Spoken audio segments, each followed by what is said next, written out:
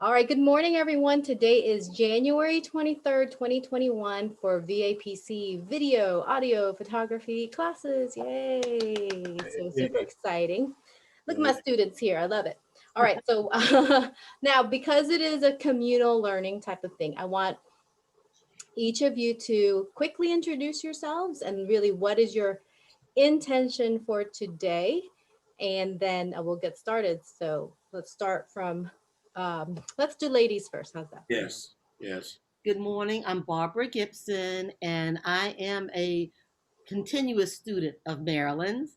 And I'm here today just to kind of keep my skills sharp and just, to review and refresh and make sure that I stay on point with my photography. My name is Larry Gibson. I'm trying to learn as much as I can about photography and how to utilize the equipment and to be a support and a help to my wife in her endeavor in her business. Be the go-to guy. Nice, very nice. Well, then, of course, I'm Marilen Crump. I'm your instructor and actually started these classes probably in 2010. But as a photographer, I've been doing this professionally since 2000 and started learning probably 3 years. Well, no, actually, 90, 96 or 90 97 is when I really kind of like picked up the camera and started going with that. So when I picked it up back then, it was film photography. So most of the things that I will actually teach you in many of these types of photo fundamentals type of thing, you can translate to film photography because the theories are going to be the same. And what's nice about you knowing what film photography can do in a digital world, it makes it so much easier for you to calculate things faster and not use the camera as the crutch, or else you're just kind of using the tools within the camera, but you're not adding your own artistic flair, and you kind of get limited on what you can explore in photography. So we always say try to be as expansive as possible because it is an expression that we are learning as well. So it's not just the mechanical tools, but we want to be expressive with the pictures, and that's what's going to make it different than just a regular snapshot. So if you have like other devices, so like the smartphone per se, you have lenses, you have a sensor, and certain cameras will give you different settings for a manual setting. So even some of the things that we learn, you may be able to apply it to your digital, your phone, your smartphone, if it does have those manual settings. But other things like composition wise, you can definitely use, it doesn't matter what you do. It's how you take the picture. Composition is how you compose the shot. So there's going to be a mixture of that as well. And so what I like doing is having a notebook that's a good enough size. I like these more medium style notebooks because depending on the camera bag that you have, it can fit in the camera. It doesn't mean that you can't use your bigger notebook. I'm just saying if you have to take some stuff on the go with you, it's just so convenient if you can stick it in your camera bag, just as a little tip. But if you're taking notes right now on a big notebook and then you find yourself like one of those little notepads, then that's actually great that you can translate your notes into the notepad, stick it in your camera bag. That way, when you're out and about, you're not carrying a bunch of stuff. It just makes it more convenient. Just a professional tip, to be able to just use one bag as you go into different places. Because sometimes you're hiking to get to the spot that you want to take a picture of. So you don't want to be like bogged down, but then you want to have your notes. Now, of course, you could put notes in here too, right? So that's really up to you. I just like having a piece of paper because sometimes what we do is we calculate certain things. Okay, so you will learn a little bit of math, but not too crazy of math, but it tends to be like word problems, right? So do you have your cameras? If you could hold them up to the screen so we can see just what you got in front of you, perfect. Because in normal class, when I'm teaching this in person, I have everybody lay out their cameras on the table. You even bring all your accessories and your flashes and your lenses. That way I know as I'm teaching it, I'll say, well, perfect because you have that kind of lens, you have that kind of camera. So this particular part of the lesson you would definitely love. So right now you two are sharing one camera between the two of you. Uh-huh. Yes. Okay. But this is good because then once you know different things that the camera can do, it'll help you become a smarter shopper so that you're more informed when you make decisions on a big purchase like that. So this is really fun. So any questions so far? Everybody doing good? Comfortable? Okay. If you need a break, just let me know because I tend to teach straight through, but there are instances where you can get up and try a setting. We'll do what we call calibrations here and there. And but we'll start kind of with the exposure triangle in the beginning. So what does that mean? I'm going to show you a couple of things on my screen, and so you can draw along with me. And so this is going to help your drawing skills too, right? So, all right, let me try to expand this and then share my screen so that you can see. All right, do you see this? It's just a blank board right here. Yes. Yes. Mm-hmm. Okay, perfect. This site is pretty awesome. It's called Zite Board, and you can actually like use it for presentations and draw certain things. But exposure triangle, just as it sounds, right? We're going to draw a triangle on our piece of paper. So just a clean page where you can draw a triangle for me. All right. So what this represents is the three elements that you really need in order to capture an image onto your camera. Before it was film, and everybody still uses this, by the way. So it's ISO on top. You can actually put these points once we get to them anywhere, but I always start with ISO. That's the best place just to get like a basic ground foundation. ISO, what does that stand for? Well, back in the back in the days of creation of film, everybody was coming up with their own kind of chemical process. And what that means is before you could do photography with plates of glass, tin, other types of things that could expose to light with certain chemicals on there.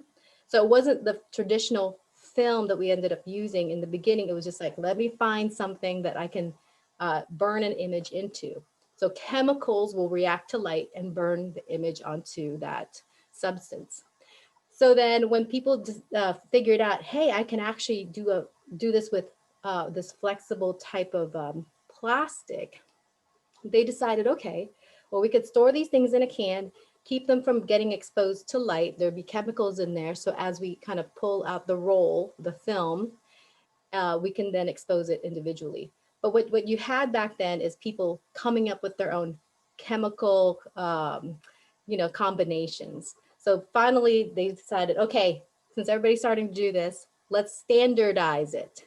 So that's where you get international Organization of Standardization, which is really IOS, but as with some things in the military, right? People will reverse those letters. So it's ISO. So if you wanted to kind of know the encyclopedia version of what ISO is, that's what it is. It was just a way for people to start quantifying what kind of chemical levels do you have for that thing I'm going to purchase, okay? So then you had a standard number that people started to assign. So I'll go over those numbers. So if you look at ISO, most of the lessons you'll have it start at ISO 100. Okay, now I'll explain a little bit more. 200, 400, 800, and 1600. These were your standard ISO numbers. So what they did was they just had one baseline first, and then they said, okay, well at 100, that's great, but if it's double the sensitivity, we'll just multiply it by 2. So they said, okay, if you look at these numbers, they multiply by 2, right? So 100, 200, 400, 800, 1600. It just means that when we start getting to some of these numbers here, we will. It's really neat to kind of go by these baselines first, and there's other things that will kind of help you understand those numbers. So Don't erase anything that you have. I'm just going to start with a clean, fresh slate here. So now on another piece of paper, I want you to do this. You're going to have 3 columns. So ISO is on one column. Then we're going to have conditions. And then we'll have on the other side of that settings. Now, the reason why I'm having you write stuff down, I'm a big believer in if you write it down, you remember it. Okay. I could just give you a printout of all this, but guess what? You're going to glance at it. You're really not going to connect with it as much as you would when you're writing things down. So I'm always a big believer in, hey, can we write it down and this will help you? So here's those numbers again. I'm going to plug it in here. I'm going to leave some space for some notes. So I'm going to go 100, give it a little space, 200, 200, 400, 800, and then 1600. As you can tell, I'm just doubling them. So that is when you look at a camera, you'll have different settings like that. Now, you have your camera in front of you. What I want you to do is get to a setting that's manual. The thing is when you have a automatic setting, it's not going to let you get to the ISO menu. Okay, so if you're looking at your camera and you're not on this call right now, what you're trying to think about is when you look at the wheel, there's an A setting that normally means automatic. Then you have like your other settings. It might be different pictures depending on what kind of camera you have. So for you, Barbara and Larry, what is the setting you're on? M for Nikon? Okay. Yeah, any of those would work just fine. Now, depending on your camera, some people have a shortcut to the ISO where it actually says ISO on top. Where can you find your ISO settings? What do you push for your camera? It's on the back at the, I don't know how it's going to show up. For info. So you go through info. Yeah, I can go through it right here. There's a button that says ISO, and I can push this right here. That and it gives you, oh gosh, because of the light. Oh, you're fine as long as you can find it. And then I want your husband to do the same. So start it from scratch for him, and then see if he can get there. So half of this that we do is muscle training, right? Like, where are my buttons? What am I pushing? Like, and then the more you can do it on the spot, it helps you like really figure it out. So while y'all are doing that, for my camera, I have a Canon 5D, and mine will be on top. Now, the more expensive cameras tend to have more shortcut buttons, or actually more options for your menus. The ones that are like, if some people have D series, Nikon, or the Rebel series for Canon, you may have to go through a couple different more buttons to get there directly. So one of the things that I enjoy, that if you do spend the extra cost for, a more what they call prosumer or professional camera, you will get to these buttons quicker, right? So, and if anyone's having any issues, they can take pictures of their camera body, and then we might be able to help you as well. Or you just come to class, right, and go, where is my button? All right. So now another thing you might see is that we call, well, first let me back up. Those numbers in the professional world, I want you to write this down in your notebook. We call those stops, right? Like those, anytime we have settings, we call them stops. So let's say you started at 100, and if I tell you go up one stop, that means you go up one setting on your ISO. So the next stop would be 200. And if I say, oh, let's say you started at 100 and I say, go up 3 stops, you go 1, 2, 3, that will take you to 800. So what I tend to see a lot, and especially with digital now, we don't have the constraints of film. We can make what we call incremental stops. So Barbara, your camera may have like 100, 150, then 175, maybe 200, 225, 340. Like, are you starting to see some of those numbers on the ISO Uh, setting? okay, hold on a second. I've got um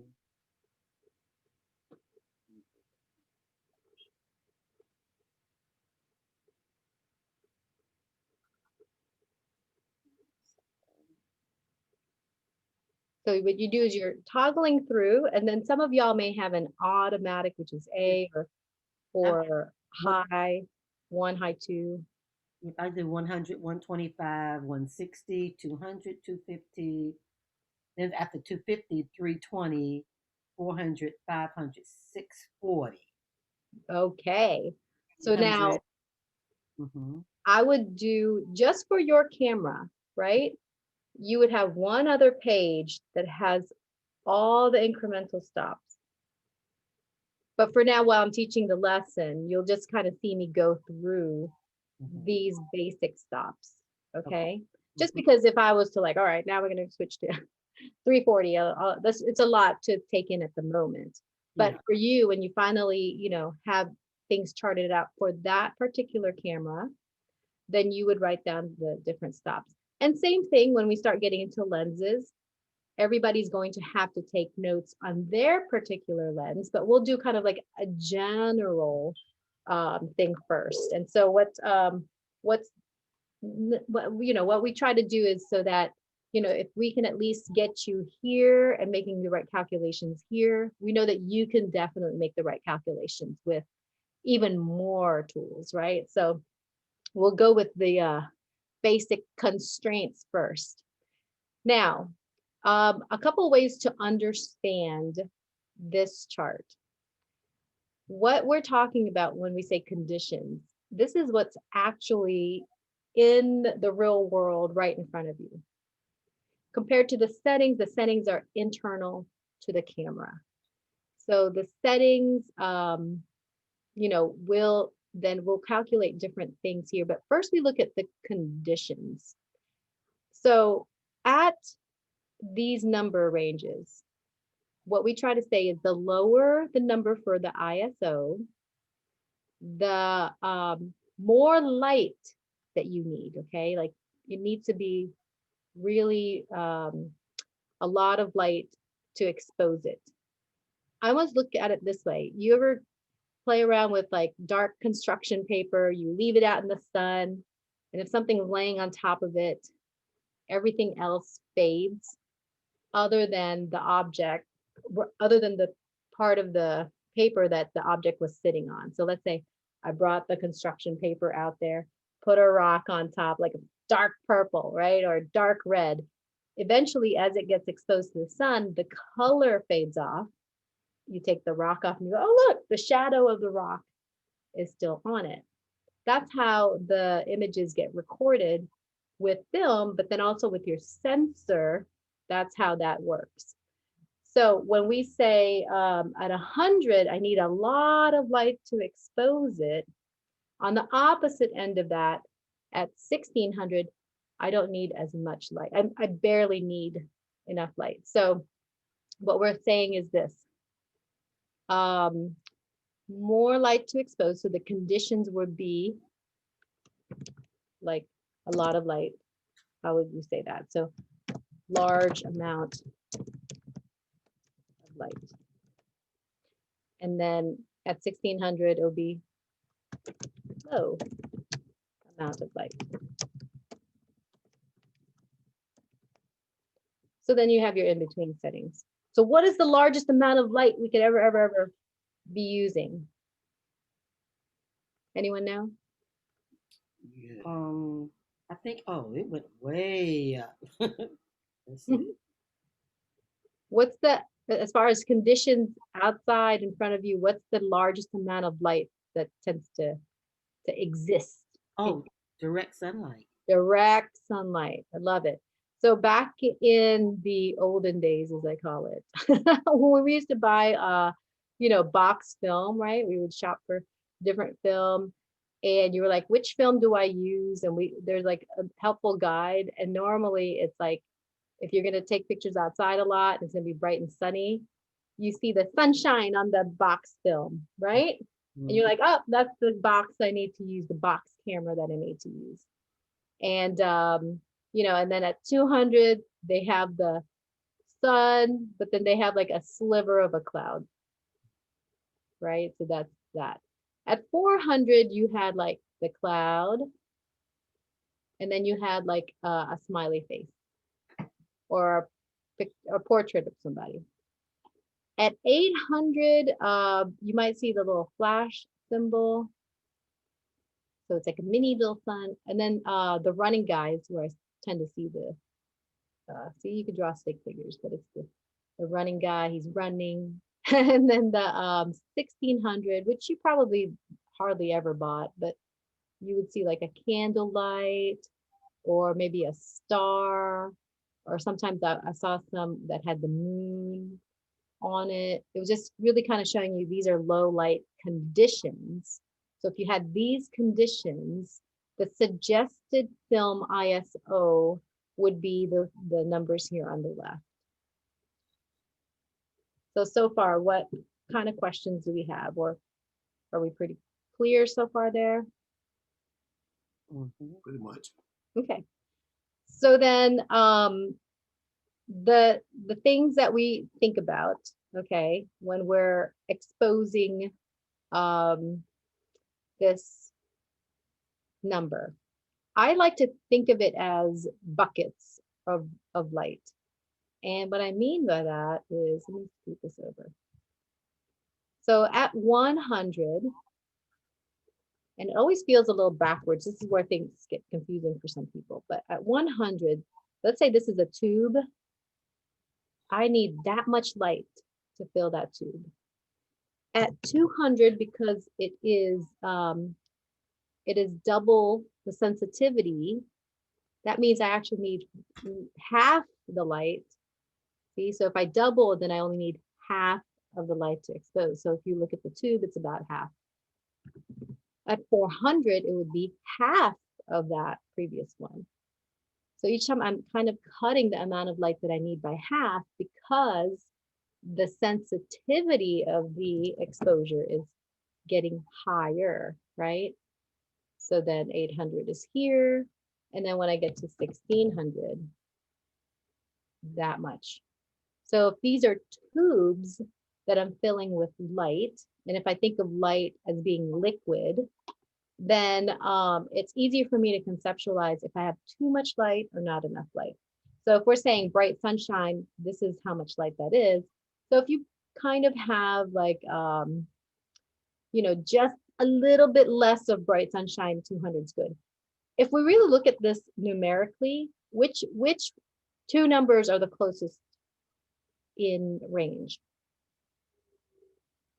So which two numbers are the closest? Yeah, in its range.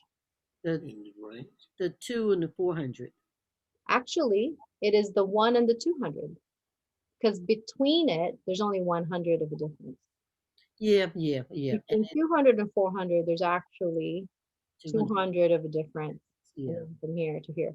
So as these jumps, they get a little bit more, like you could push it too quickly in the higher numbers, right? That's why they decided to make incremental stops. So we don't have the problem that we used to have in film. Now you do have some in-betweens. Like, I think, what do you have? Like, is it 640 or something? Like, I think that's the one I always kind of settle on. And then after 800, the incremental stop that I find that's very helpful is 1000. I'm just putting that in blue. We're not going to go over those numbers just right now to really understand our theories here for the sensitivity of the sensor. But do you have those settings, Barbara? Just to... Yep. Like I can go from 100, and then between 100 and 200, I still have 125 and 160. Right. So what we're saying is, most of the time, because that is so close. So when you're looking at, lots of sunshine and sunshine in the sliver of a cloud, I mean, that's, it's kind of like you can argue for the two, whichever setting you pick here tends to work, right? Because there's other things that we will do with the camera that'll help capture it correctly, but because these two settings are very close together, you know, if you decided I'm going to start at 100 and decide at 200, there's not much difference there. That's all I'm saying. Compared to if you said I'm going to either choose 100 or 400, I'm going to say, whoa, that's a, you know, that's a huge difference. Why did you come up with that conclusion? You know, so so yes, this is just the tool we're going to use. All right, so now you have you hear me say this all the time, and I'm just going to go ahead and just kind of make a note here. Like if I'm rewriting the whole book of photography, which I am, okay, so so instead of ISO, I'm going to actually call it, you know, sensor sensitivity setting. Okay. It just makes more sense now that we don't have film, that we call it something else. So I'm going to call it the sensor sensitivity. You'll still hear me say ISO, but I'll keep reminding you that I'm talking about how sensitive is your sensor with what you're setting. So again, let me ask you to, at 1600, the sensitivity is at its, At 1600.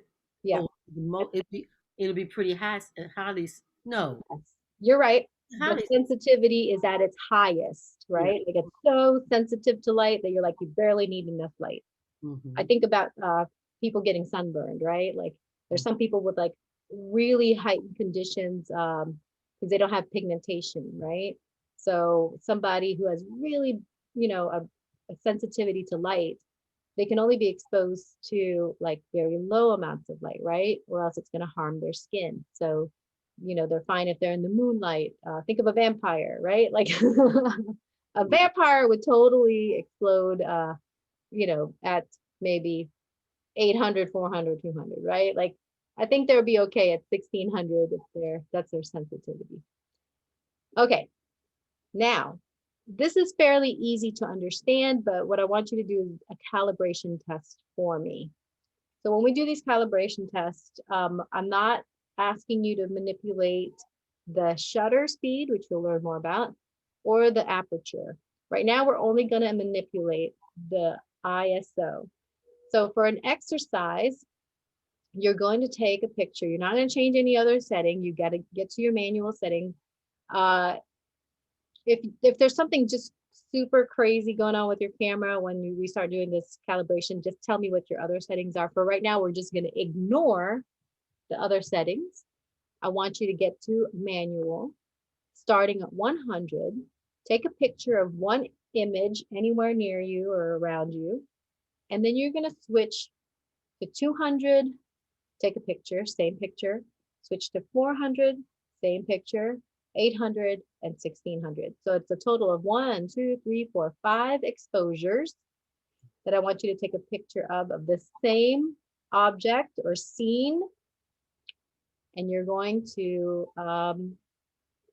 move your settings each time so that you take one picture at 100, then 200, 400, 800, 1600. You all ready? Mm-hmm. Okay, so try it out. She just wants to start at 100. And first, you know, for some people, it's like, oh my gosh, how do I switch it? So, so this will be for some of you at home. You're gonna be looking at your camera and trying to figure out like, how do I get to my settings so I can switch it? Yeah, so whatever's near you, or if you have a person you want to practice on, doesn't matter. What we're trying to show is like, how does the image change because of the new settings that you are doing? And so some of you might be looking through the eyepiece or looking at your feedback. That's completely fine, whichever way you do it. I tend to always just try to look through my eyepiece because that's how my eye is trained. No, you got to look through it. You got to look through it. So on my camera, I would just go from, you know, one ISO, hit the button, switch, and then take another picture. Remember, it's going to be the same picture over and over again. The only thing that changes is your ISO. And feel free to pause your video, not you all, but people watching at home. If you need a little bit extra time while you're learning this particular lesson, feel free to pause this, take a couple of pictures, and then see what you get. So how's it going, you two? What are you seeing? Are you able to switch between the different settings? We're doing that. We're getting ready to switch now. Okay, great. So what did you start with? We started with 100. Okay. So what are you up to at the moment? And we get ready to go to the next one now. Oh, excellent.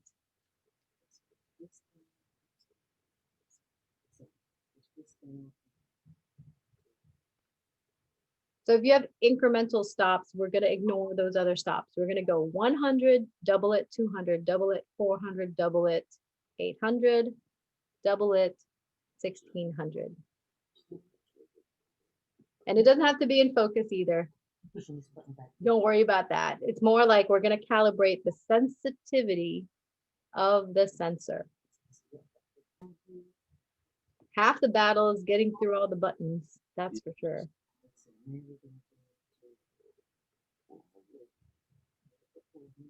So what are you encountering there, Barbara? So I'm gonna let him tell you. Which finger? Where's your finger? So certain cameras, if you push all the way down, it'll take a quick picture. If you wanted to focus it, you kind of find that halfway point for the what do you call it? For the sensor, for the button, exposure button. So you should see something changing. What do you notice already? Well, it's brighter, or you know, more light exposure. I would imagine. Yeah. So the image is getting brighter. Yes. Now, if it's not happening for some of you watching this, it's because, let's say you have a Nikon camera. I tend to find that the cameras, the Nikons especially, have different assist things in the menu. So you may have to go into your camera menu and go through the different settings and see if there's things that are in auto. All right. So sometimes, even though you're changing the ISO and you're not seeing the changes, the exposure changing, it may be because your camera is trying to help you. And if that's the case, definitely bring it to class and I can help you figure out how to get some of those settings turned off. Remember, Barbara, when you first got your camera, I had to turn off a couple of different settings because the Nikons especially, they have their Nikon Assist in the menu. So try to turn off as many things that say automatic or assist, okay? That'll help you really understand it and give you more control, because if the camera is controlling everything, then you're really not doing it and you're really not learning all the pieces. So we want to make sure that we're manually learning everything that we can just to get more of that understanding. All right, so how's it looking? Clearer, lighter, brighter. Yeah, so especially in the room that you're in, right? Like it seems bright on screen, but that's because our Zoom camera is compensating to provide more of that clarity of the view, but the camera kind of won't lie to you, right? Like whatever you capture is what you capture. And so what we're looking at is when you're indoor, it's not as strong as like bright sunshine, right? And I'll almost look at my the way my eyes react to light. If I step out in the sun, my eyes are gonna like squint because it's so bright. And if I'm in my room and I'm, you know, looking in the interior part of my room, it's not so bright and it's definitely not as bright as the sun. So we're probably here at around a 400 range or even an 800 range. So we definitely need more light to expose an interior room. And as you notice, the more sensitive you got, the brighter the photo becomes, right? So actually you can have another area right here at some point. This is more advanced, but you can definitely jot it down if you want to. But what the actual the composition of the picture becomes. So whether it's like, is it a bright composition? If it's like a darker composition, that's what we were referring to here. All right, so as you notice, if that was just your only constraint, if you find the picture is too dark, then lighten it up by changing the ISO to a higher number. So we would go up a couple of stops in order to get the exposure we what we want, right? In the composition. So it's still our kind of preference because some people are like, I like my photos dark and moody. So they might stay with, something like that. And other people are like, I like my exposures bright and happy. So it's going to be up to you on the final composition on why you set things up the way you set it up. Um, Notice though, if like there's too much light, and what I tend to do is, different workshops, I'll have people step outside because knowing that the sun is out, right? And if they went and started where they left off, which was 1600, what you'll get is an overexposed image. So anytime what we say is overexposed, that means we let too much light collect on the sensor, that there's actually no picture that shows up and it's all white, okay? And then the opposite end of that, if it's underexposed, the picture is super dark. It might even be straight up black and there's no other thing in the shot, right? Like you can't even make out anything. It's all shadow and shade. That's you're underexposed. So when we say we have the right exposure, it just means that we're able to see what it is that we're trying to capture. You can tone your images to be slightly underexposed or slightly overexposed. When we take people's pictures as portraits, we kind of want a little bit of overexposure in certain areas like the face. So that's why if you look at Hollywood photos, they shine a lot of light on the faces, right? Because if I do that, then like, look, I look blemish free, right? Like right now, there's a lot of light shining on my face and you won't see any kind of like discoloration, redness, bumps, all this stuff. You only see like the darker features and you'll see like where my eyes are, eyebrows. And so if you're taking portraits, if that's going to be your concentration for a minute in photography, lighting is everything when it comes to portraits. And the way someone's lit, it can be very flattering or unflattering. So if the lower the exposure, then you'll see more texture on people's faces. Not everybody wants you to record all their textures, right? That could be like their wrinkles, their laugh lines, crow's feet, scars, all that stuff. So, so overexposing for the skin is always a good thing. Makeup helps, and once we get into the portrait modes for this photography class, you'll definitely get more tips and hints. But always try to light your subject accordingly. Now, the reason for it 400, and let's see if either two of you can explain this to me. Why would there be a face for the cheat sheet at 400? You said, why would there be a face? So if we look at that ISO chart again, at 400, so there's a face, a smiley face there. Why would that be there? 400 would be a good ISO for portraits. Because? Or because you want to highlight the person's face. Because you're taking, the portrait is focusing on what they look like. Yes, but why that ISO? Why that number? Oh, why the 400? Because well, especially if it's an indoor portrait. If it was an outdoor portrait, then you're going to get the bright natural light. But if you're doing portrait photography and you tend to do it if it's studio portrait photography, you will be doing it indoors. So you will be using your studio lights. Maybe you're very close. Okay. So as we're looking at this, right? We're saying at 100, there's a large amount of light. Okay. Normally what happens to a person, if you have them sitting in the middle of a bright, sunny field, what is their face doing? Oh, squinting up. Yeah, they're not going to be comfortable. So it's definitely uncomfortable lighting for them. And you want them to open their eyes nice and bright and smile at you. So if that's the case, if you put them in a space with too much light, they're not going to be comfortable. But then also another thing that tends to happen when you have a lot of extreme light, you have a lot of extreme shadows too. Yeah. So if you're taking a picture of someone, the sun is shining so super bright on their face, you'll notice that there's a huge shadow under here. There's a huge shadow under their nose. Mhm. If there's anything crossing them, there's a shadow of that. It's not a pretty picture.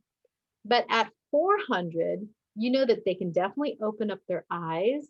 It's still enough light to illuminate who they are. They're not in the dark somewhere, right? This is comfortable for me. This is 400. I can open my eyes wide. I'm not going, wait. And when you think about studio lighting, you know, you're trying to replicate what's going on like in natural light, right? If that makes sense. And we'll talk about that even more. But when you do flash photography, that's technically 100. But what tends to happen to people during flash photography? You're gonna blink. Just like the sun, right? They're gonna go, "Ooh, that's so bright." In some instances, we do that because, like in fashion photography, they want the lines of the garment, right? So they'll do flash photography, but you don't always need that. Before we didn't have what we call continuous light kits. It was, it would get really hot if you kept the lights on all the time. Now the LEDs have developed, there's more continuous lighting kits that's not so hot anymore, that's not using up so much electricity. They're more portable these days. So now you have an easier time getting portraits indoor that will kind of replicate that really nice balanced lighting. So if I was outdoor trying to achieve a 400 setting, I would bring my subject into the shade. So you'll notice that sometimes when I go to photo shoots, I'm gonna look for breezeways. I love, things that have a cover, like maybe if you go to a park, they have those pavilions, right? That you can have them undercover in the shade. And what I'm doing is making sure that they're not in the shadow of that pavilion. I bring them right up to the edge, right up to the edge so that they're still covered. And I'm going to use the ambient light, so we call it ambient light, to help reflect light on their face. Even better if you have a sidewalk or a road, the light's going to bounce off that road out as a reflector and light your subject. Okay, so some of y'all might want to try that later to see like, how can I take some portraits outside during the hot sun, find that shade so that my subject's eyes are comfortable, but they're also better lit, not so brightly lit.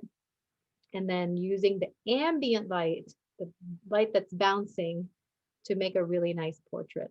Okay. So that's why we answer things like this, because if you don't give me the full understanding of why you came up with that conclusion, I won't really necessarily know that you learned that segment, right? So forgive my very pointed questions, but it's just like a math composition.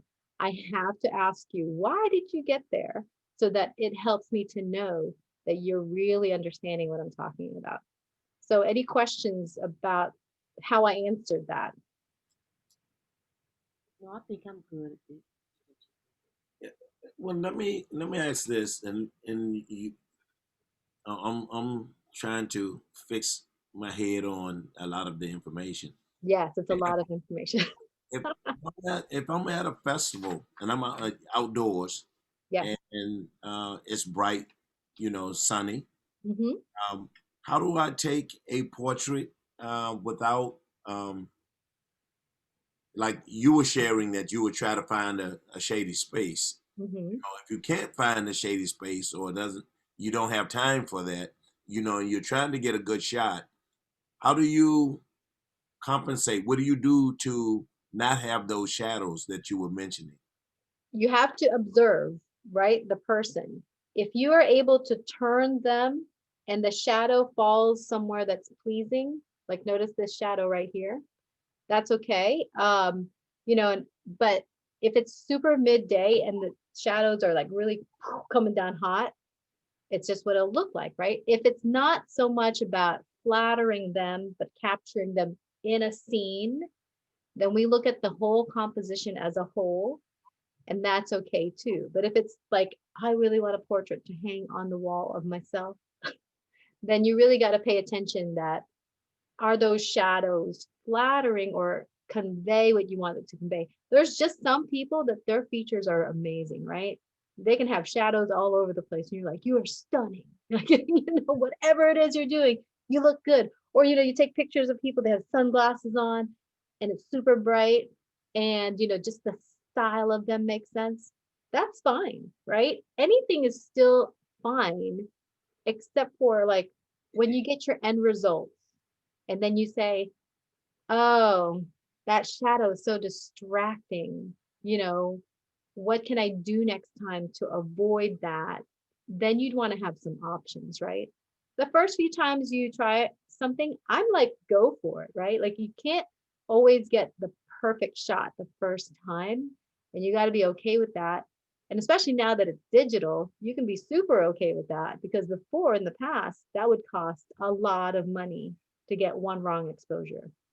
Because in a professional role, we would get 36 exposures, and then we have to go through all this trouble with the lab to, go back and forth just to get proof shots. Now you can kind of go click, I don't like that, and adjust and click, right? So it's great, but sometimes it becomes a crutch because you end up taking 10 exposures and you really don't know how you're trying, what you're trying to do. You're just trying to like, I'm just going to try to be lucky. So hopefully classes like this will give you a little bit of reassurance that you can save some time by figuring things out quickly, assessing them quickly, getting to the right setting, still having some room to study it and move quickly. So that's the joy of digital now, if you use it the right way. If not, you're still wasting a lot of time because you're just clicking a bunch of shots, and maybe you might like 2 out of the 90 that you shot.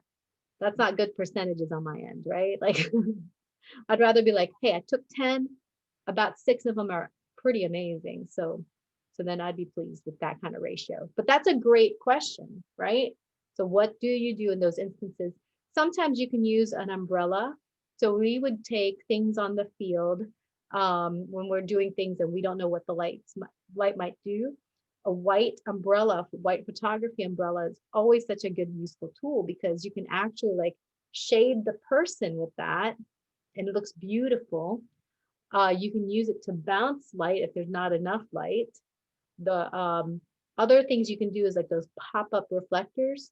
They can act as shades. If you ever watch like a shoot in person with like maybe even like fashion shoots and stuff, you'll have people like holding things to shade the model with, and they're angling right.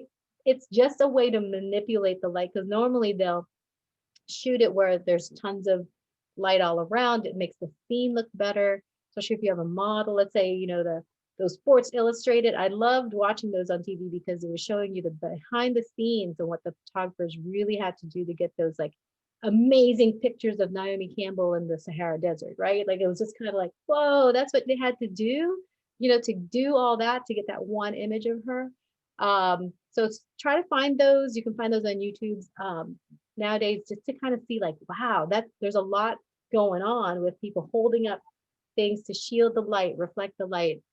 It's part of the art. So us knowing our fundamentals, yet knowing how to kind of manipulate the environment for our benefit for the image, is all going to be such powerful things for any photographer. So good question. I'm going to ask you one last question, would be, why the running guy at 800? Is that uh,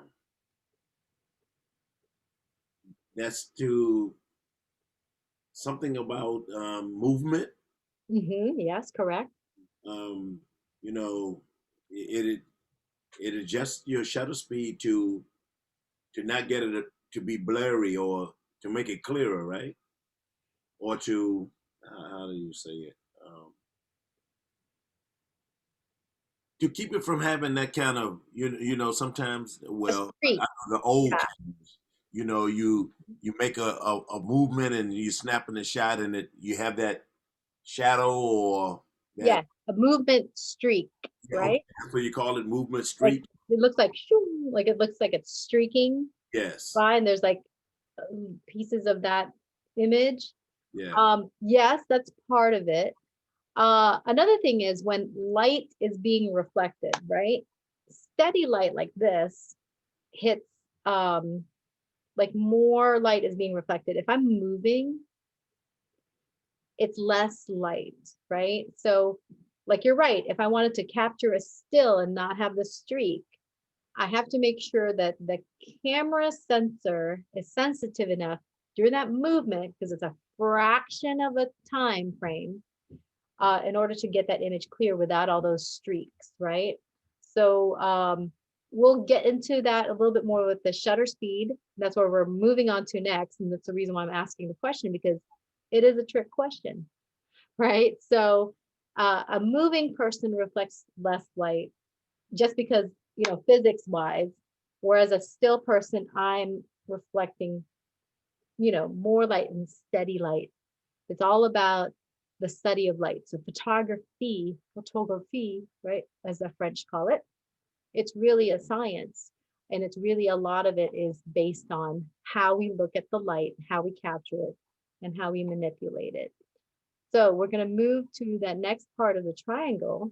And a lot of times things will click even better knowing the other pieces of the triangle. Because for the most part, I've kind of tied one hand behind your back, only giving you the ISO to work with, right? So, but it's good because now you can pretty much get the basic understanding of the ISO. And then it's going to be easier to conceptualize moving things together. So you had the ISO up here. And to me, it doesn't matter where you put shutter speed or aperture, but we can just put S and we could put A on the other corner. So S stands for the shutter speed. And then A is aperture, which is French as well. Aperture. Okay. So I'm thinking I'm spelling that right. I took German in high school. So, all right. Shutter speed is where we're going to land today. We won't have time to get to aperture until next class, but that's okay because you have to practice these first few things first, just so I know you have them. So as we're talking about the shutter speed, it's the amount of time that the shutter is allowed to remain open. Okay. That understanding, of course, works best with cameras that have a true lens shutter. Some of our digital cameras, some of your, like some of the new Sony ones, the mirrorless, what they call cameras, it doesn't have a real shutter. It just has a sensor, okay? Single lens reflex cameras, SLR, and when you say DSLR, it says digital single lens reflex camera. There's a mechanism that opens and shuts the shutter, okay? So when you hear a click, it's because of that. So in other digital cameras, they'll mimic the click just so you're so used to hearing the click sound, because part of like my understanding, and if you're ever on a photo tour with me, I can tell by how fast your shutter clicked if you were in the right setting. And I'm like, wait, who was that? I heard a click. It should have been a click. So then, I'll echolocate who made that mistake, right? So, but it's nice because part of the feel of knowing that you got the right timing is that sound. So that's why, even though it's not necessary anymore, the sound is still there in certain cameras. You can, for those cameras, turn off the shutter click and then be very quiet, which is fantastic for, let's say, golf events, right? Or a church event where they don't want you to make a sound. That is a great advantage because you don't want a lot of happening. But if you have a real lens reflex, some of them, they've worked on the components of that camera to make it a little softer, but you still will hear a slight click. And there's no avoiding that if it is a true to life shutter. Okay. All right. So now the shutter speed, that the way we equate it is by seconds or fraction of a second. What's great about the shutter speed is that I don't care what camera you're using. A second for you is a second for me, is a second for anybody else, regardless of the camera, right? And so a 1 second exposure is actually pretty long. And when you count seconds, it's, if I clap at the start and then clap at the close, it's 1/1000. So if you leave your shutter that open that long, that's a lot of light coming in, right? So I want you to set your camera. We're going to do a calibration real quick, just to 1 second. I want you to go to 100 ISO. Now that we know where that is, you're going to go to 100 ISO. We're not changing anything else yet, but we are going to change the shutter speed. And normally if you have your the button to take the picture, right? The next gear closest to that button is what controls the shutter speed. For most cameras, because some people have multiple gears, and we'll say it's the gear closest to the shutter button. So we actually call it the shutter button. That's that you can control the shutter speed. Now, the shutter speed may look like a couple of different numbers. What we're trying to do is find one hash mark. It looks like a quotation. One quotation, one hash mark, depending on how you're seeing me. That indicates 1 second. Okay, did you find it? Sometimes you might see a fraction line. Keep going. If you go to the left, if you take that gear towards the left, your left, then it will, get down to slower numbers, as we call it, more whole numbers instead of the fraction. So did you find one hash mark? Okay, great. So at 100 ISO, go ahead and take a picture of anything you want, and let's hear your shutter.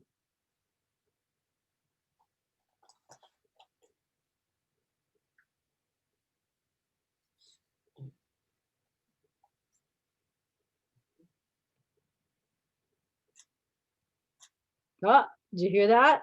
Did you feel how long? Did you feel how long that is? So okay, do it one more time, and I just want you to just, just feel it again.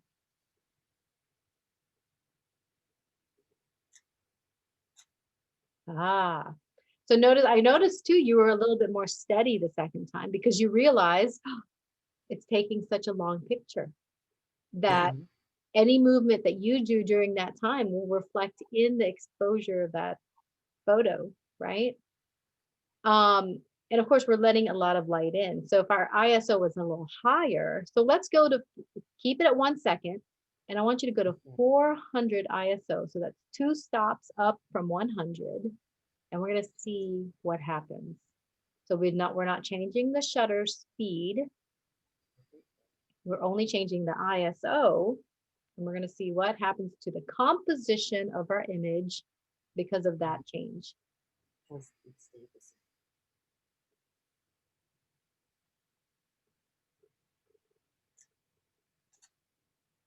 Okay, so now let's look at the image. What happened to the image? It was brighter. Mm-hmm. I mean, real light. Real light. Mm-hmm. It's not as sharp or as crisp coloring as the first. Right. Because the shadows are now getting a little bit muted and faded. So part of what makes an image crisp is seeing the lines and the shadows. And especially if you're even moving a little bit, you kind of see that. Now, do me a favor. You're going to actually drop back down 2 stops on your ISO to 100. Do you hear the language we're speaking? We're speaking camera talk. So you can walk around somewhere and take pictures of, oh, you know what, I'm going to change my settings down 2 stops to my ISO. People are like, whoa, that person's smart. It's amazing. Well, now here's what I'm going to ask you to do. Go from where you're at. You're kind of turned sideways. During that 1 whole second, I want you to click and move. Click and move as the shutter is open. Keep moving. It's blurry. It's blurry, yeah. Now do it again and go whoosh. Do a big whoosh movement. Quicker. Yeah, just kind of like a this way. And I'm going to tell you why I'm asking you for that. And thank you, Barbara, for putting the strap around his neck. And so I'm all about camera equipment safety. So that's good. So Good. Barbara's moving so she doesn't get smacked. Mhm. What'd you get? Well, Mhm. it's blurry, and it looks like more light. You know, Did it it's brighter, but it's not. It's blurry, right? did it streak? Did you see anything? Well, yeah, it is streaky. Good, good, good. Okay, so what we're practicing is a way to capture motion by manipulating the camera. You ever see pictures? Let's say it's a motorcycle. The motorcycle is crisp and the background is streaked. Yeah, That's how you do it. You try to figure out, aperture is going to come into play later, but get to an ISO where you can manage that. Anytime it's a long exposure, what we call anything longer than a fraction of a second is a long exposure. We have to come down on our ISO low enough because we're going to expose it to so much light when we do that. But if we follow what we call pan, if we're panning along the object or subject, then the object and subject remain at the same speed to the camera and almost like it's not moving, right? Because if we're in constant speed with the same object, technically time is not moving for us, right? As a couple, but everything else is moving much faster. So think of it as a physics thing, right? If I'm looking at you, I'm moving and you're moving at the same time. If there's two trains moving at the same time and we're looking at each other from the windows, it won't look like that we're moving, but the background behind it will be, right? So I can capture this person as a still and the background as something that's moving. So we can show motion that way.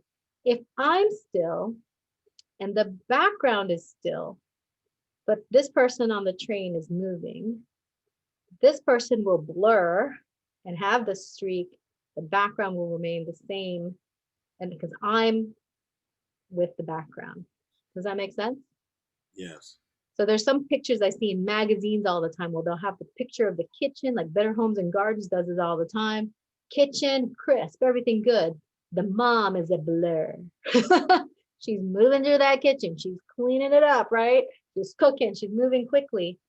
And that's how you do it. So either she can be still and the background is blurring, you'd have to move with her, or background is still and she's moving, you're still, then you and the background is on the same time, not the person that's moving. Isn't that neat? So I love traffic scenes like that. One of our students in the past, his name's Keenan. His art was purchased by Hampton Coliseum. He pretty much could name his own price for that piece of art. What he did was he stood on top of a building downtown and did a long exposure using the lights of the cars. He was still, the the background was still, the only things moving were the cars, the lights of the cars because it was nighttime. And so that long exposure allowed for recording of the light streaks on the road and in the street. And so it made for a really neat picture. So if you ever see those posters where it's like, the cars just look like a bunch of laser lights and you see the buildings, like a lot of New York pictures look like that, where it's like, the light streaks in the cars, the buildings are illuminated. That's a long exposure using that same trick. As long as you're still, the background is still, and those lights and cars are moving, that's how you get that image. Isn't that fun? yeah. So there's so many cool things we can do now that we understand how that happened. And we just came with that understanding now, just on the second part of the triangle, the shutter speed. Now, in order to get what I call a good handheld calculation for shutter speed, Barbara, do you remember my number for my handheld minimum fraction of a One second. What is it? 1/60. Perfect. Now, when she says 1/60, that means on a 60, okay, so if I'm going to divide that 1 second, right, I'm going to go 1/60th of a second. So 1 fraction 60. So 1/60, which on some cameras, it will show you the fraction line. In some cameras, it'll just take away that hash mark and know that you're there for the fraction. In Nikons, I believe you still see the fraction. In Canons, you don't see the fraction. So on my Canon, I just see the number 60. If I was looking at 1 second, 1 hash mark, if I go to the right, I start increasing the speed of the shutter exposure, the shutter speed, and I'm going to keep going to the right until I see 1/60, or if you're a Canon, it would be 60. Then, so now do you see it? Are you there? We're getting there. Okay, perfect. And then I'm going to ask you to take the same exposure at 100, 1/60th of a second, and see how that feels and what the image composition looks like.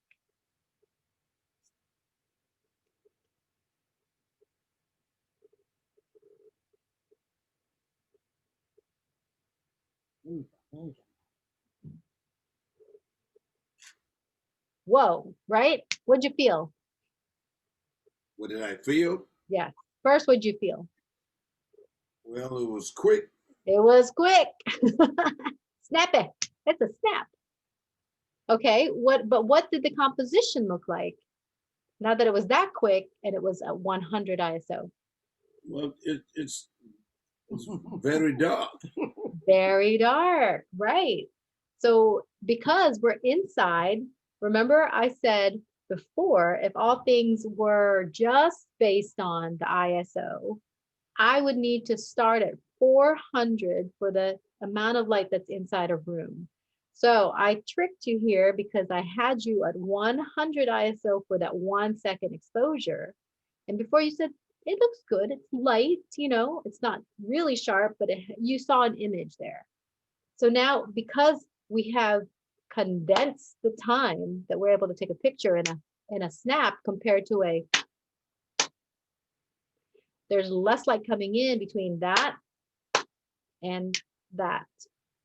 So if I go back to my one chart that has the tubes, and I will show you what happened. So at 100, okay, if there was enough light to fill this tube at, right? But if I decide like each one of these things has a faucet and I'm go turn on the faucet, turn it off, and just filled it. If I decided that I only need this much water, it barely filled the tank, right?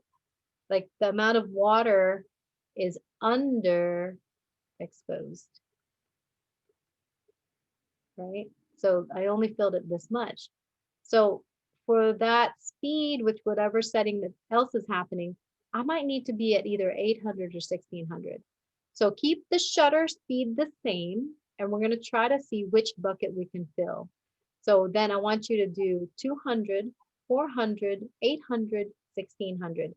You're not changing the shutter speed. You're going to change the ISO. Since you just did shutter speed 1/60th with the ISO of 100, the next thing you're going to do is ISO 200, 400, 800, and 1600. So go ahead, go for it. All we're going to do is only change the ISO. Start here.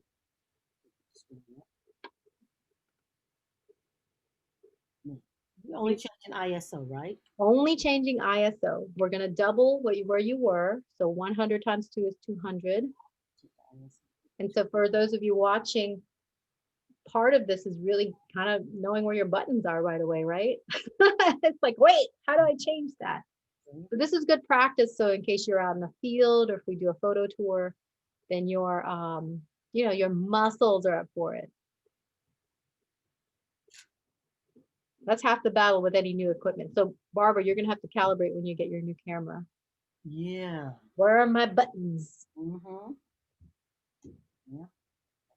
And then let's go to, let's take it up to 400. Mhm.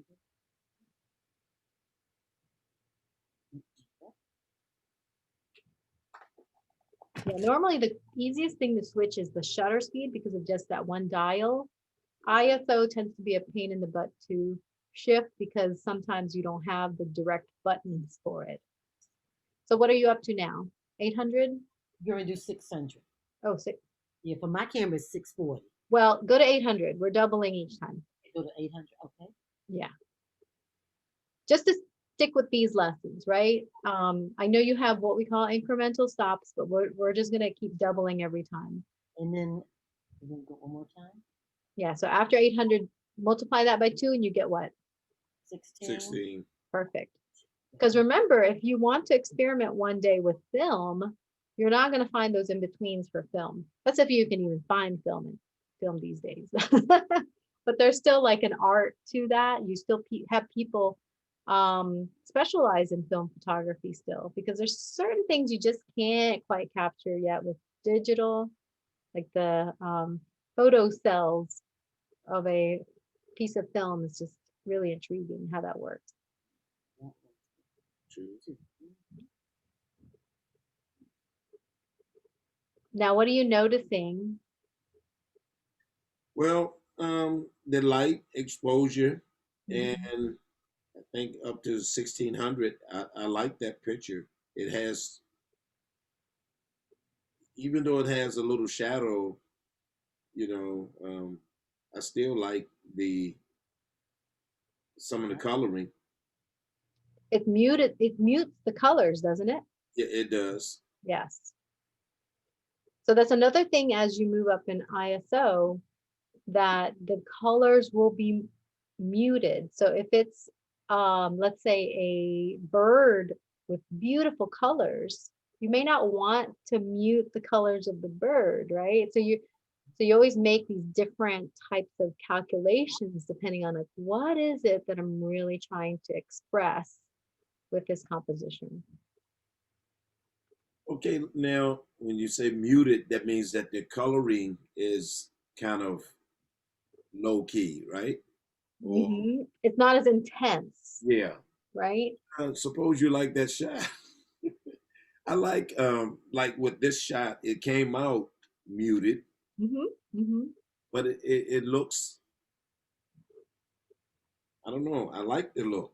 Yeah, it articulated because I like that look. I have a piece here that I did that's hanging right here on the wall. Hmm. It has a very muted, it's hard to tell right here, but I'll have to show you guys a picture of that later. But Uh-huh. it has muted pinks and even the greens are almost kind of yellowish because it's not as intense. Oh, okay. And I did that on purpose because I like the aesthetic.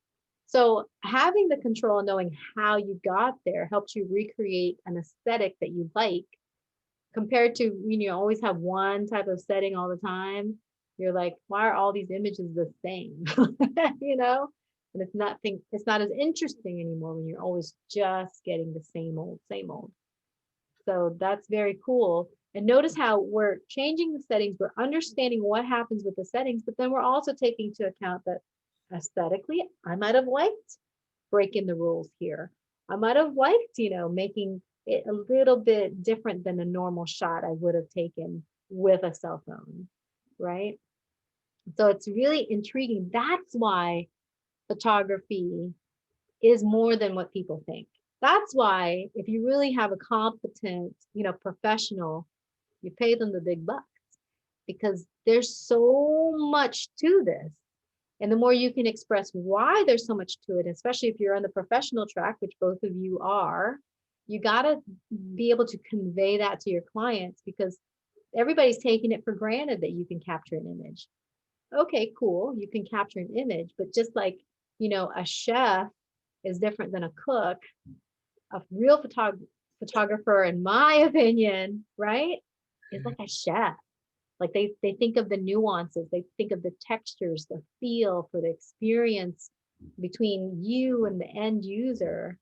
Whereas a cook, it's like, it's fine. It's edible. It's good. Some things are good and some things are really great, but over and over, they could probably deliver only one kind of thing, right? Whereas a chef will try different things, take you on like a mind-blowing adventure. That's what our goal is here. And these kinds of classes, I want to show you how to get that different edge so that if you understand it better, you can then add all the nuances and the flavoring that you want to the image. Does that make sense? Yes, very Good. much. So now a lot of this is going to have to be practiced. And your homework for just these segments, right? When you take a picture, I want you to actually first write down what is the setting I want to use and why, and then take the picture. What tends to happen with a lot of people who learn this on their own, they're going to take a picture, as many pictures as possible, and then try to understand what they did. That doesn't work. We're going to have to be backwards here in this kind of thinking. We want to say, all right, today I took a walk and it was the afternoon.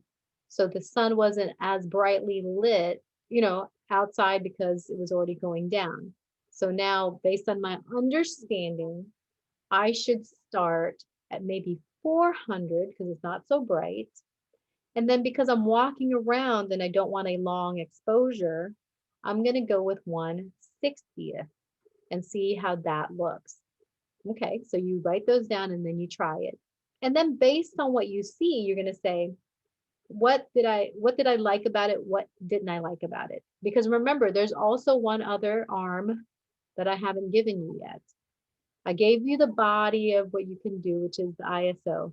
I gave you one arm, which is your shutter speed. I still didn't give you your other arm, which is aperture. So right now you're still kind of one arm behind your back when it comes to like your homework, but that's okay.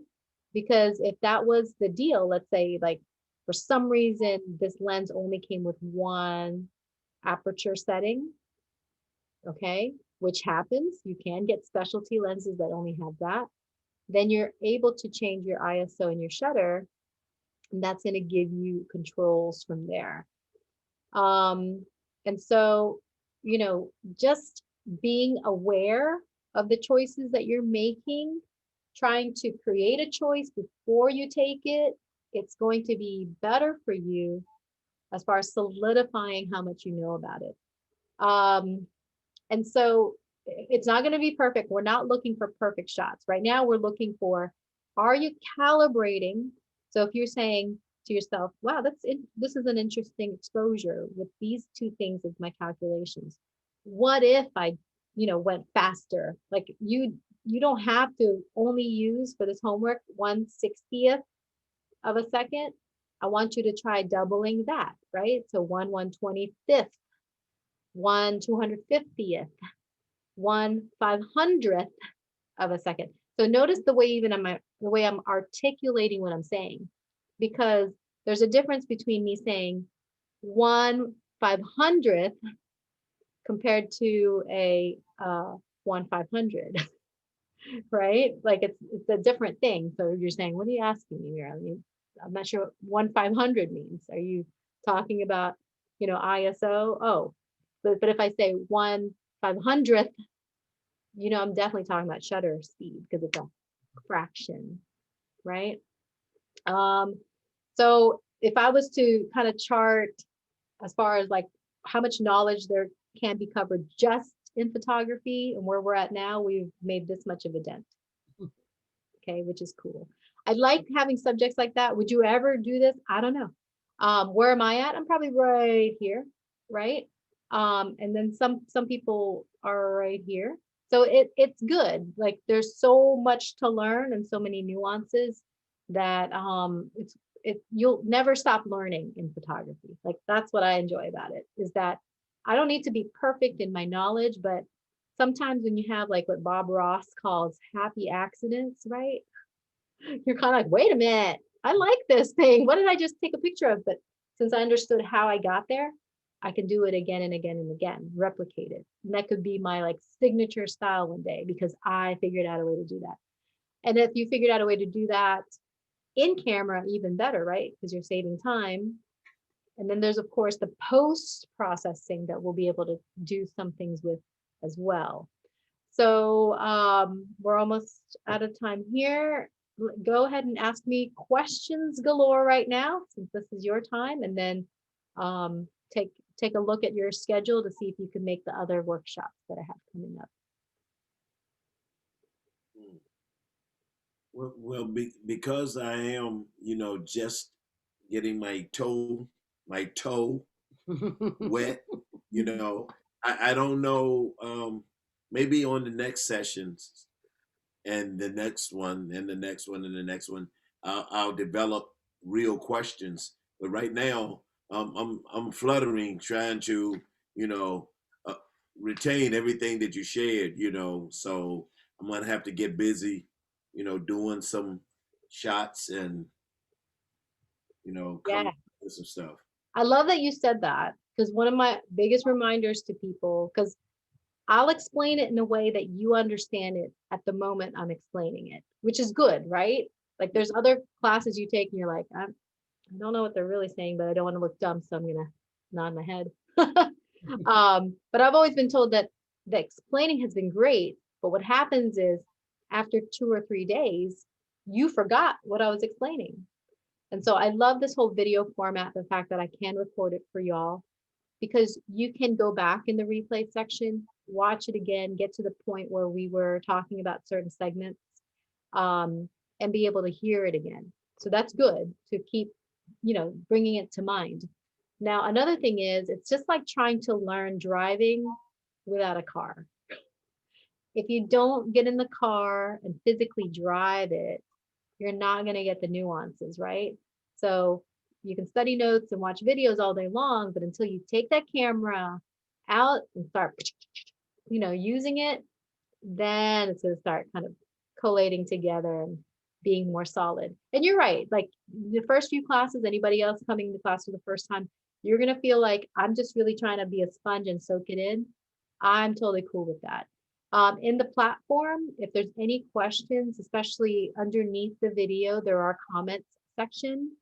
So then you can, let's say you're watching this replay and you have a question about this particular class, feel free to ask it inside there too, because if someone else has a similar question and we were all able to answer it together, then they can research and say, oh, I see someone already asked a question. Oh, I like that answer. Let me go ahead and try it. That way they're not waiting too long, to get the answer and also do it. And if you feel good about answering somebody's question too, feel free, because then you're not going to make a mistake. I'll be in there looking at stuff. So if you're close or you got a piece of it right, I'll be able to confirm that, right? So I actually suggest, do look at the platform from time to time and see, are there people asking stuff? Can I share with them some of my understanding? This is a translation in progress. Photography is not an exact science because it has room for perspectives and interpretation and aesthetics. Your aesthetic may be different than Barbara's aesthetic, which might be different than my aesthetic. So we might answer the same question differently. And I love that about photography, because you're allowed to come in with your different points of view.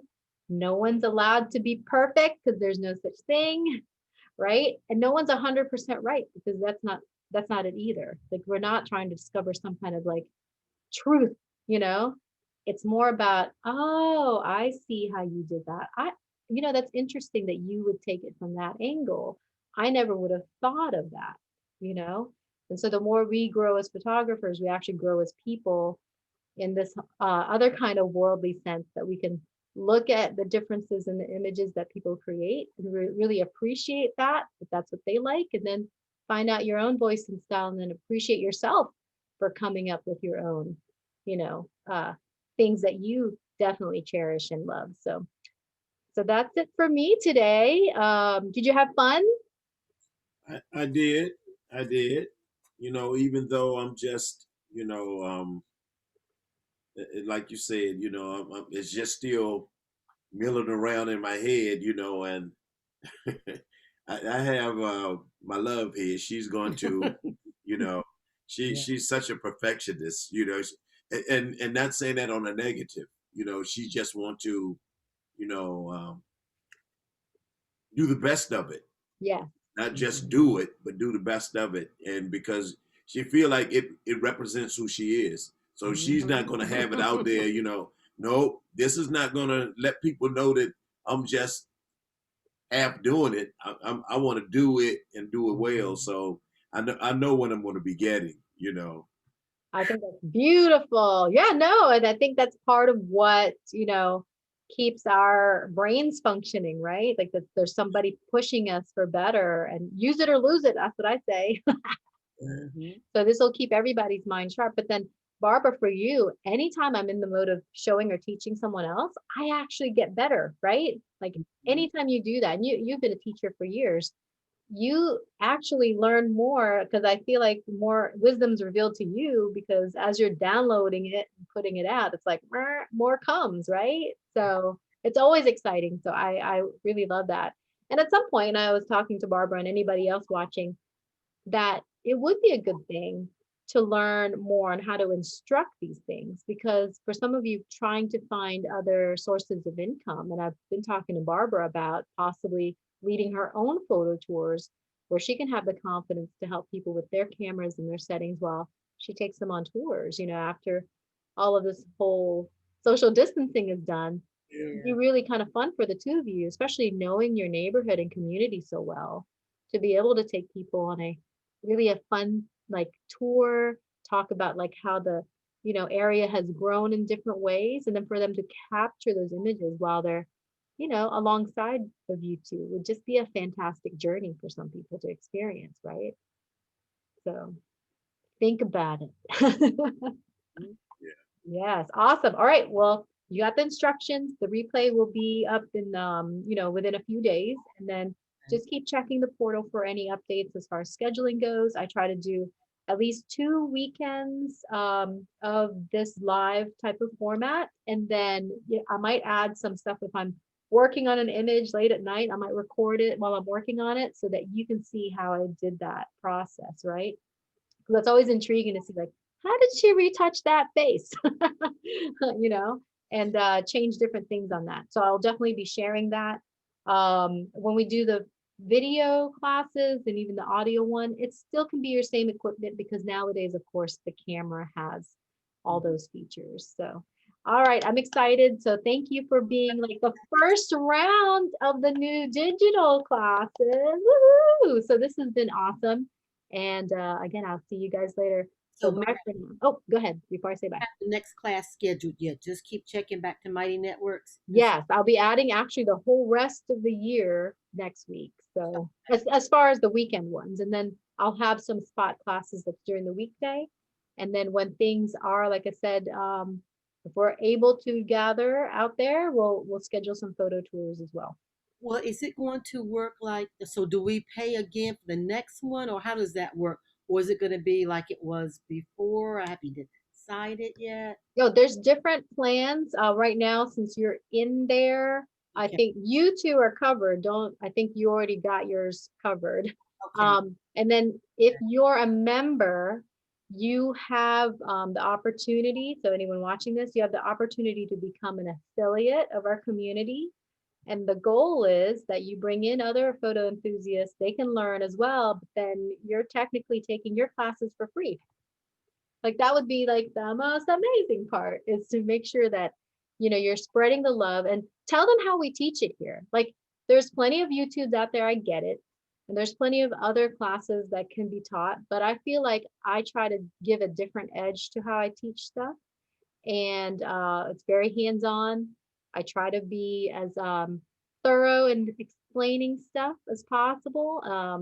And of course, no questions like too simple. Just ask them. I'm always open to helping. Do you take high schoolers? I take any age. I'm going to send you 2 students. Sounds amazing. One adult and one high school. Yeah, and then they can also refer their friends and make some extra scratch instead of mowing lawns, right? Yeah. That's Yeah.